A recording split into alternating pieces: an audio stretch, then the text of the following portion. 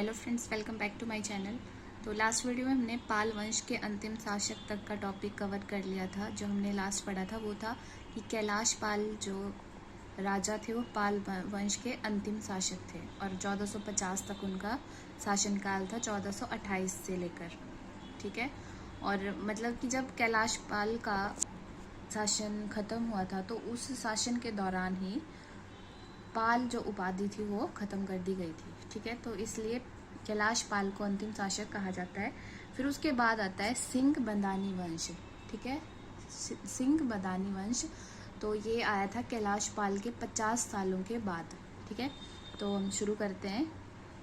सिंह बदानी वंश कैलाश पाल के बाद के 50 वर्षों के अधिकतर समय में कुल्लू सुकेत रियासत के अधीन रहा था। ठीक है, तो कुल्लू था वो सुकेत रियासत के अधीन रहा था जब कैलाश पाल का शासन खत्म हुआ था उसके 50 सालों तक, यानी कि 1500 ईस्वी तक। 1450 में कैलाश पाल का शासन खत्म हुआ था और उसके 50 साल के बाद कुल्लू सुकेत रियासत के अधीन रहा था। मतलब कि सुकेत रियासत ने कुल्लू पर कब्जा कर लिया था। तो 1500 में सिद्ध सिंह ने सिंह बदानी वंश की स्थापना की। ठीक है, सिद्ध सिंह। ठीक है, इन्होंने सिंह बदानी वंश की स्थापना की थी और जगत सुख को राजधानी बनाया था।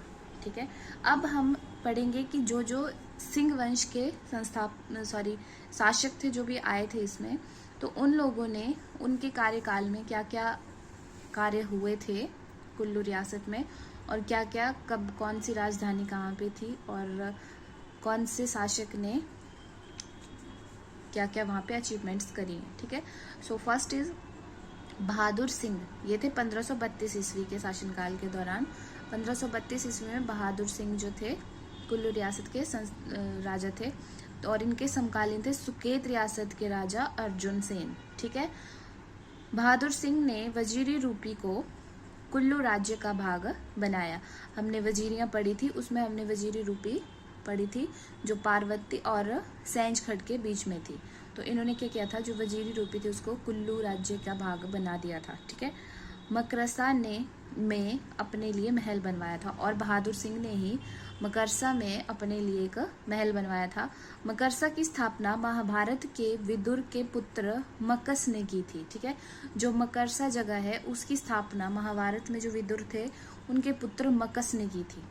ठीक है, और उसकी राजधानी उन्होंने नगर को बनाया था। आगे है बहादुर सिंह ने अपने पुत्र प्रताप सिंह का विवाह चंबा के राजा गणेश वर्मन की बेटी से करवाया था।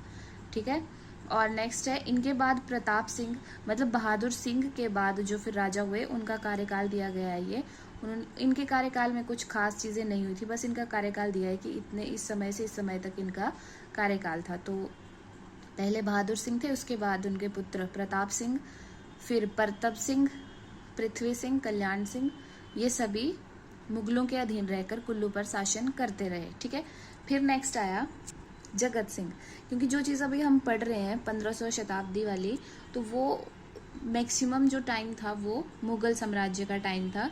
तो पूरे देश में उस टाइम जितना भी हमारा एरिया था, भारत था, उसमें पूरे में मुगलों का शासन था। तो भारत, ऑब्वियस बात है कि भारत में जिसका शासन होगा हिमाचल में भी उनका ही शासन होगा।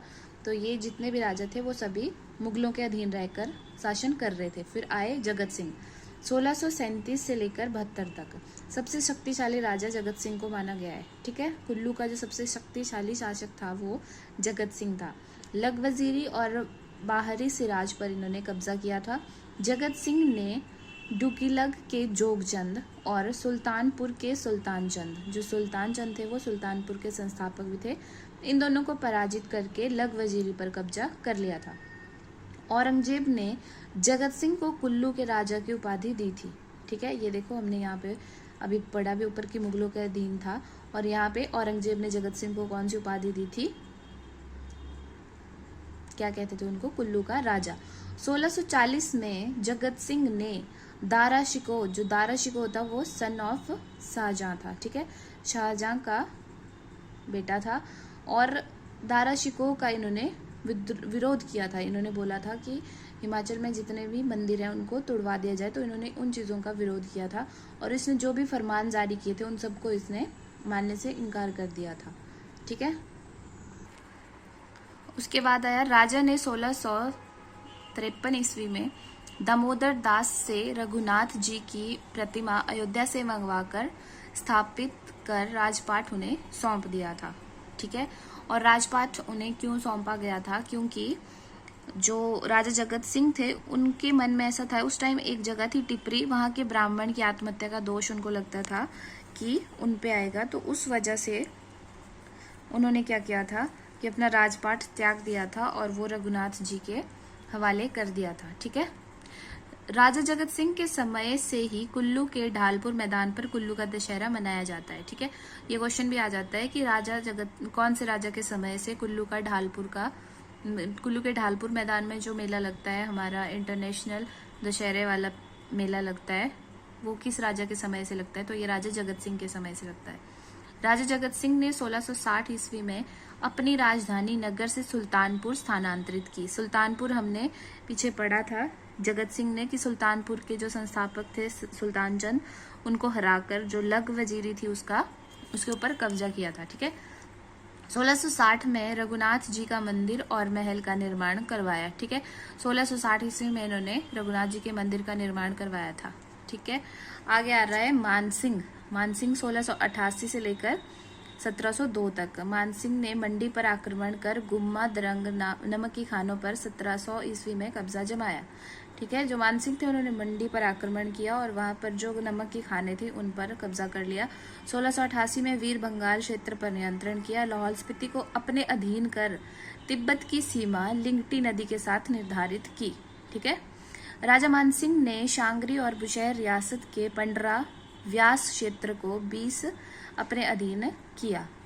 ठीक है, और उनके शासन में कुल्लू रियासत का क्षेत्रफल 10,000 स्क्वायर माइल्स हो गया था। ठीक है, राज सिंह के समय गुरु गोविंद जी ने कुल्लू की यात्रा की थी। नेक्स्ट है टेढ़ी सिंह। इनका शासनकाल था 1742 से 1767 तक। इनके समय में घमंड चंद ने कुल्लू पर आक्रमण किया था। जो घमंड चंद थे उन्होंने कुल्लू पर आक्रमण किया था। नेक्स्ट आता है प्रीतम सिंह। प्रीतम सिंह का शासनकाल है 1767 से 1806 तक और संसार चंद सेकंड का समकालीन राजा था ये। उसके समय कुल्लू का वजीर भागचंद था। विक्रम सिंह 1806 से 1816 तक का इनका कार्यकाल था और इस समय इनके कार्यकाल के समय में 1816 में कुल्लू पर पहला सिख हमला हुआ था। ठीक है, पहला सिख हमला 1816 ईस्वी में हुआ था विक्रम सिंह के शासनकाल, और इसकी जो नेतृत्व था, इस हमले का नेतृत्व मोहकम चंद ने किया था। नेक्स्ट आता है अजीत सिंह। अजीत सिंह के समय 1820 में विलियम मोरक्राफ्ट ने कुल्लू की यात्रा की। कुल्लू प्रवास पर आने वाला वह पहला यूरोपीय यात्री था। राजा अजीत सिंह को सिख सम्राट शेर सिंह ने कुल्लू रियासत से खदेड़ दिया था। ठीक है, कुल्लू रियासत से इनको हरा दिया था, निकाल दिया था हराकर। ब्रिटिश संरक्षण के अधीन सांगरी रियासत में शरण पाने के बाद 1841 में अजीत सिंह की मृत्यु हो गई थी। ठीक है, तो क्या हुआ कि 1840 में जो अजीत सिंह थे उनको शेर सिंह ने हराकर निकाल दिया था अपनी ही रियासत से, कुल्लू से, और फिर उन्होंने ब्रिटिश संरक्षण में सांगरी रियासत में अपना बाकी का जीवन बिताया और फिर उसके बाद 1841 में अजीत सिंह की मृत्यु हो गई। 1840 से 46 तक सिखों के अधीन रहे थे जो कुल्लू के शासक थे, बाकी जो भी आए थे। ठीक है, फिर नेक्स्ट आता है कि अब यहाँ पे हमने पढ़ लिया कि ब्रिटिश संरक्षण में वहां के राजा चले गए थे। तो ब्रिटिश संरक्षण में जाने का मतलब है कि उस समय ब्रिटिश का हमारे भारत पर जो अंग्रेज थे उनका पराक्रम हो चुका था। ठीक है, और जो मुगल थे उनका ऑलमोस्ट खत्म हो चुका था। तो अब हम पढ़ेंगे कि किस तरह से जिले का निर्माण हुआ और ब्रिटिश सत्ता में आई, ब्रिटिश लोग जो थे वो शासन कर रहे थे। तो फर्स्ट सिख युद्ध के बाद 9 मार्च 1846 को कुल्लू रियासत अंग्रेजों के अधीन आ गया। पहला सिख युद्ध हमने पढ़ा ऊपर कि विक्रम सिंह जो थे उनके समय में हुआ था 1810 ईस्वी में। सॉरी, पीछे मैंने आपको शायद गलत पढ़ लिया, मैंने वो 1810 है, 1816 नहीं है। 1810 ईस्वी में कुल्लू पर पहला सिख हमला हुआ था जिसका नेतृत्व दीवान मोहकम चंद ने किया था, जो ये हमने यहाँ पे मोहकम चंद पढ़ा। ठीक है, और आगे आता है कि अंग्रेजों ने वजीरी रूपी को कुल्लू के शासकों को कुल्लू के शासकों को शासन करने के लिए स्वतंत्र रूप से प्रदान किया। ठीक है, ये क्या करते थे कि जिनके शासन में जो जिसकी जगह थी उनको उन्हीं की जगह पर शासन करने के लिए अनुमति देते थे अंग्रेज। ठीक है, और इस जो ये वाली इनकी नीति थी, इस नीति में ये लोग यहाँ के शासक फंस जाते थे। इनको लगता था कि जो राजा है वो वहाँ के जो अंग्रेज लोग हैं, अंग्रेज अधिकारी हैं, वो इनकी साइड ले रहे हैं, लेकिन उनको ये पता नहीं था कि उनको उनके हिसाब से ही चलना पड़ता है। लाहौल स्पीति को 9 मार्च 1846 ईस्वी को कुल्लू के साथ मिलाया गया। ठीक है, 9 मार्च 1846 को कुल्लू रियासत अंग्रेजों के अधीन चला गया था, और उसी टाइम 9 मार्च 1846 को ही लाहौल स्पीति को कुल्लू के साथ मिला दिया गया। स्पीति को लद्दाख से कुल्लू में मिलाया गया। कुल्लू को 1846 में कांगड़ा का उपमंडल बनाकर शामिल किया गया। ठीक है, आगे आता है कुल्लू उपमंडल का पहला सहायक आयुक्त कौन था, तो वो थे कैप्टन हे। सिराज तहसील का उस समय मुख्यालय बंजार था। स्पीति को 1862 में सिराज से निकालकर कुल्लू की तहसील बनाया गया।